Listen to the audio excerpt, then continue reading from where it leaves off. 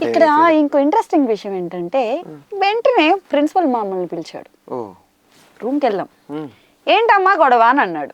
నాకు కోపం రాలేదండి అని అన్నాను. ఎందుకు కోపడ్డావు అంటాడు ఆయన. నాకు కోపమే లేదని నేను చెప్తుంటే ఎందుకు కోపడ్డావు అనే క్వశ్చన్ తప్పు కదండి. చాలా తప్పండి, తప్పు చేశాడు అతను.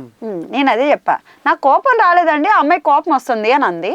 నాకు కోపం రాలేదు అని చెప్పడానికే నేను బాక్స్ తీసుకుని కొట్టానని చెప్పా. ఓ బాగా చెప్పారు. ప్రిన్సిపల్ ఏమన్నాడండి? ప్రిన్సిపల్ ఆయన కూడా అదే అన్నాడండి, నీ కోపం ఉంది అని అన్నాడు. అరే నాకు లేదు అని అన్నా, మళ్ళా ఉంది అని అన్నాడు. అక్కడంటే బాక్స్ ఉంది, ఇక్కడ పేపర్ వెయిట్ ఉందండి, అది తీసుకుని కొట్టా. పేపర్ వెయిట్ తీసుకుని ప్రిన్సిపల్ని కొట్టారు. అవునండి, కోపం లేదని చెప్పడం కోసం. కోపం లేదు కదండి, చెప్పాలి కదా.